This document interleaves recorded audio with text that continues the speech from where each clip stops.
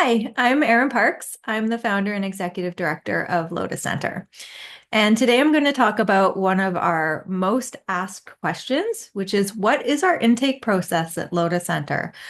Teachers are sometimes a little bit anxious about this because they know that teaching students with exceptionalities can be more complex. And we really want to make sure that we are well prepared, knowing that teaching with traditional methods may not be effective, and we need to perhaps develop more of an individualized approach and curriculum for these students. So, what do we do at Lotus Centre to ease that process? First, we do have a parent questionnaire. And this goes beyond just the basic information and asks questions about their child's abilities, if they have a diagnosis or diagnoses, though we know that that's really just a snapshot. So often we get a response here of autism, and that tells us very little.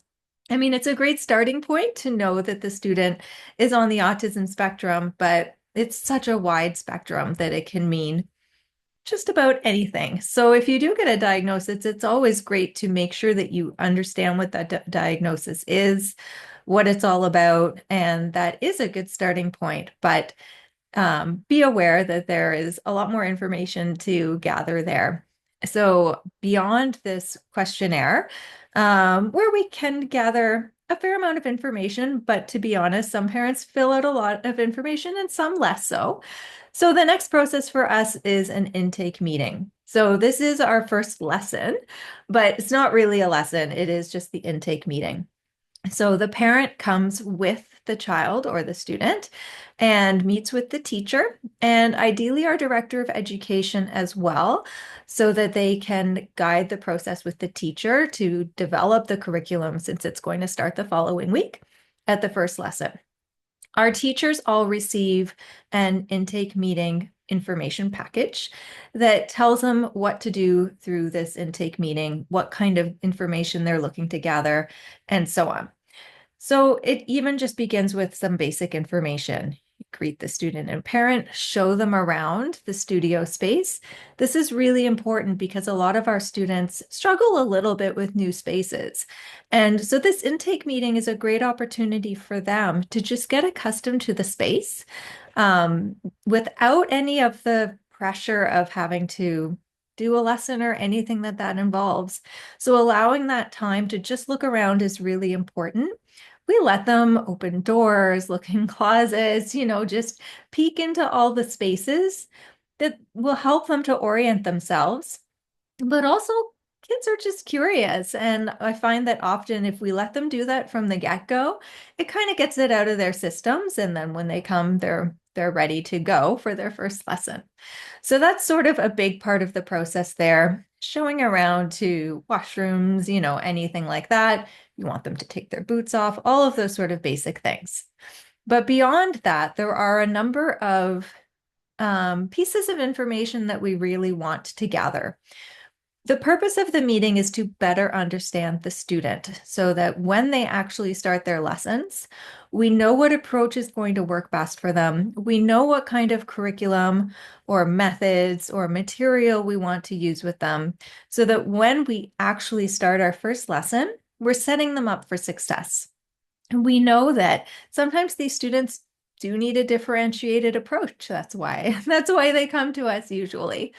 So we can't just start them off with a typical method book or typical or traditional approach. We need to be ready to do something different. So this intake meeting is really the time to get all of the pieces of the puzzle that we need there. Like I said earlier, the parent questionnaire can give us some of that information, but there's nothing better than just seeing the student and interacting with them and seeing how they interact with the space, seeing how they engage with music, being able to talk with the parents directly and ask them any questions. So a few things that we're looking for in this intake meeting. We want to assess the student's cognitive functioning.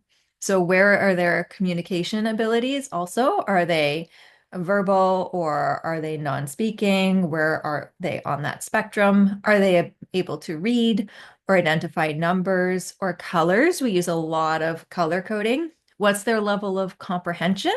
If we ask them questions or ask them to do something, to point at something or something like that, are they able to understand and follow through on that? We can even try asking multi-step instructions, like asking them to do two things, like, can you please clap your hands and then tap the drum and see if they can keep track of um,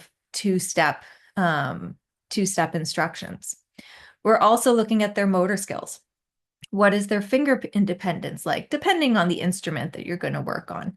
Their handedness, are they right-handed or left-handed? Their range of motion, that kind of thing. Their sensory needs. Are they hyper or hyposensitive to anything in the room? But also getting that information from parents so that we can be prepared. There are lots of things that we can adjust here to make sure that the student will be comfortable no matter what their hyper or hyposensitivities. We just need to know their activity level. Are they very busy? Are they very active? Are we going to have to keep up with them? Or do they need a little bit more engagement to stay active enough to do what we're asking them to do? And also their musical abilities and their interest. So, are they singing a lot at home? Are they going to an instrument? Are they really drawn to certain types of music? All of these different things. So, through this intake meeting, we can gather all of that information so that we're prepared. So, if we see something like the student is really responding well orally, we can play something on the piano, for example, and they will mimic it or copy us, or we hear them singing in perfect pitch or something like that, which is very common for autistic people. Then we know that probably teaching them orally will work really well for them. They learn well by ear, so let's go with that. And we can do other activities around, note reading and all of that on the side, but we really want to teach them according to their strengths. If we see that they're going to need some support with their motor skills, we can come equipped with some activities to build that. And we've worked a lot with occupational therapists to develop a repertoire of those activities that we can use. So once we get through the questionnaire and the intake meeting, we feel pretty well prepared to come to our first lesson. Between that intake meeting and the first lesson, our teacher is working with the director of education to develop all of the resources that they're going to need to make sure that they have a strategy set out.